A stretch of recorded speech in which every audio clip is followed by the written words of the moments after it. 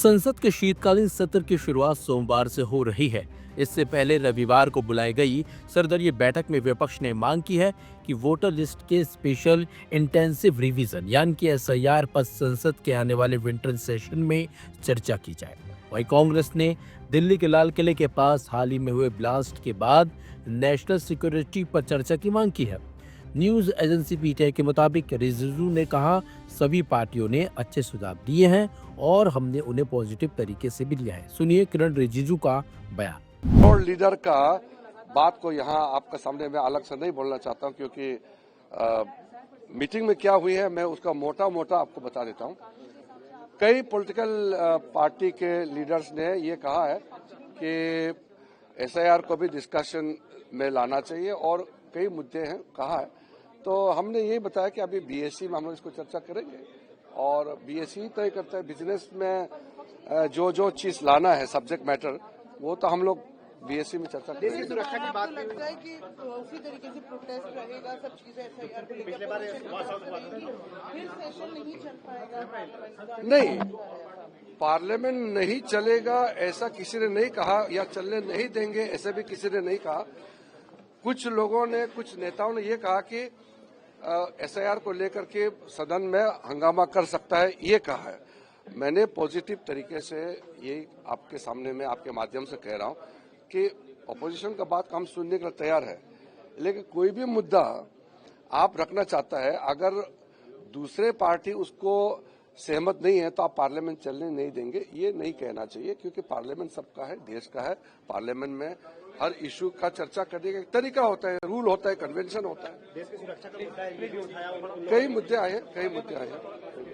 वहीं संसद के शीतकालीन सत्र से पहले सर्वदलीय बैठक के बाद समाजवादी पार्टी के सांसद रामगोपाल यादव ने कहा, समाजवादी पार्टी की तरफ से सिर्फ एसआईआर का मुद्दा उठाया गया है। इसमें बहुत बड़े पैमाने पर अधिकारियों पर वोट काटने का दबाव बनाया जा रहा है।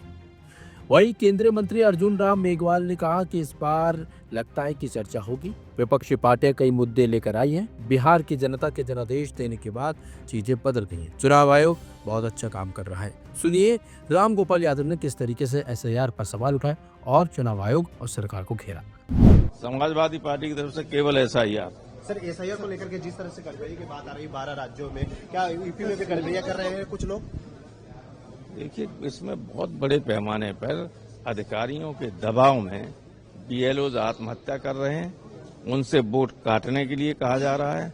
उनको अलग, जैसे हमारे यहाँ इटावा है, इटावा में सारे लोगों को कैटेगरी सी में डाल दिया है। एक प्रोसेस है कि जिसका 2003 में वोट है, 2025 में वोट है, सो कैटेगरी 1 में रहेगा। किसी डॉक्यूमेंट की उसको जरूरत नहीं। और अगर उनके फादर वगैरह का है, उनका वोट नहीं है, अब हैं वो वोटर, लेकिन उनके माँ बाप के वोट हैं, तो कैटेगरी 2 में आ जाएगा। इससे पहले लोकसभा में कांग्रेस के डिप्टी लीडर गौरव गोगोई ने लगाया था आरोप कि सत्ताधारी बीजेपी की लीडरशिप वाली एनडीए सरकार डेमोक्रेसी को खत्म करना, पार्लियामेंट को पटरी से उतारना और पार्लियामेंट्री परंपरा को खत्म करना चाहती है। उन्होंने कहा कि ऑल पार्टी मीटिंग में कांग्रेस ने national security, air pollution, voter list की प्योरिटी, किसानों के मुद्दे और फॉरेन पॉलिसी पर चर्चा की मांग की है। मीटिंग के बाद ऐसा लगता है कि प्रधानमंत्री और गृह मंत्री के नेतृत्व में सरकार भारत के लोकतंत्र और संसदीय परंपराओं को खत्म करना चाहती है। सुनिए गौरव गोगोई के सीधे सीधे गंभीर आरोप। सत्ता पक्ष भाजपा, प्रधानमंत्री मोदी जी, केंद्रीय गृह मंत्री जी के नेतृत्व में भारत की लोकतंत्र और संसदीय मर्यादा परंपरा को खत्म करने पर तुली है। आज शीतकालीन सत्र मात्र 19 दिनों के लिए, जिसमें से सिर्फ 15 दिनों के अंदर चर्चा हो सकती है, शायद सबसे छोटा ये शीतकालीन सत्र होगा। और इस शीतकालीन सत्र के आयोजन में देरी भी हुई है और इसीलिए ऐसा लगता है कि सरकार खुद पार्लियामेंट को डिरेल करना चाहती है। हमने सुरक्षा की बात उठाई कि इस शीतकालीन में सुरक्षा से जुड़े हुए अहम मुद्दों पर चर्चा हो, जिसमें से सबसे पहले आता है राष्ट्र सुरक्षा।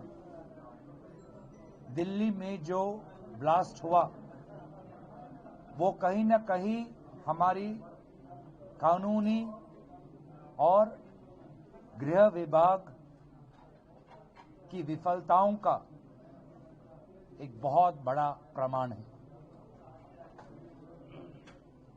लेकिन ऐसा नहीं लगता कि सरकार इस पर कोई शॉर्ट ड्यूरेशन डिस्कशन चाहती है। दूसरी है लोकतंत्र की सुरक्षा। जिस प्रकार से भारत के विभिन्न राज्यों से चुनाव आयोग चुनाव से पहले, चुनाव के दौरान, चुनाव के पश्चात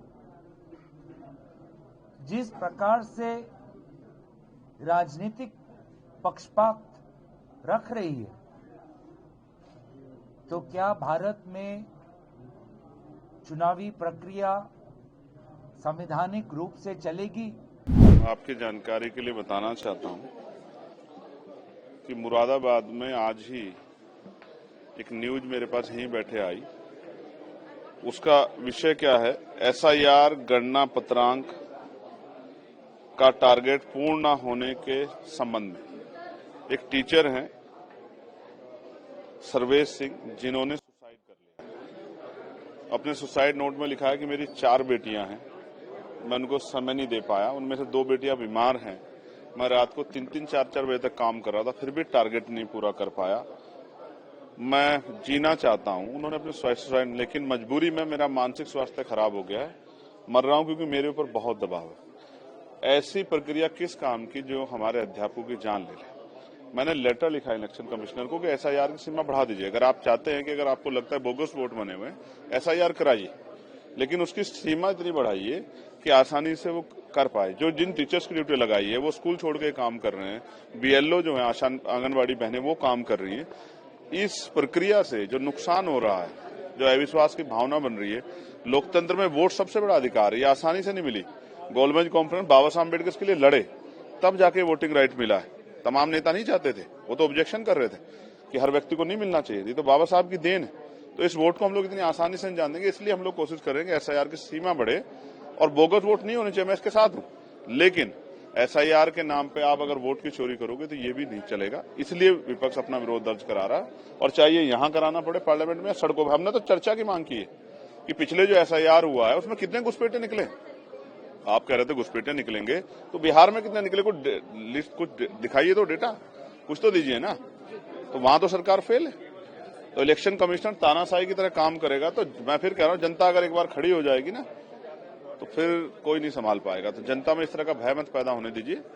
जैसे उत्तर प्रदेश के मुख्यमंत्री का डिटेंशन सेंटर बना देंगे हम, तो मैं कह रहा हूं आप डिटेंशन सेंटर बनाइए, हम उन पर ताले लगा देंगे। डिटेंशन सेंटर जानवरों के लिए हो सकते हैं, इंसानों के लिए नहीं हो सकते हैं। अगर कोई अवैध है तो उसके पुख्ता प्रमाण होने चाहिए। जो आदमी यहाँ 50-50 साल से रह रहा है, आजादी के समय से जो प्रयास था, वो कैसे अवैध हो सकते हैं? ज्यादातर दल की एक राय है कि अगर एसआईआर पर चर्चा नहीं होती तो इसका मतलब सरकार सदन नहीं चलाना चाहती।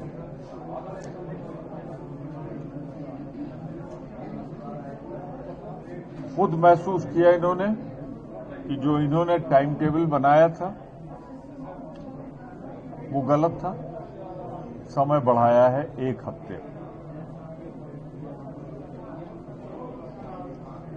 तो खुद महसूस कर लिया इन्होंने, क्योंकि इनका टारगेट पूरा नहीं हो रहा था, खुद का जो टारगेट रखा था अव्यवहारिक है।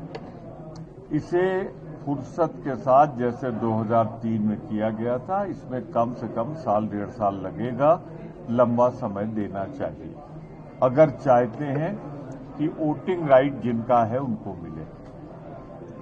दूसरी एक बात उभर के और सामने आई जो कांग्रेस हमेशा कहती रही, चिंता व्यक्त करती रही कि भारत के संविधान के मुताबिक भारत के प्रधानमंत्री और मंत्रिपरिषद उत्तरदायी हैं, जिम्मेदार हैं, आंसरेबल टू पार्लियामेंट।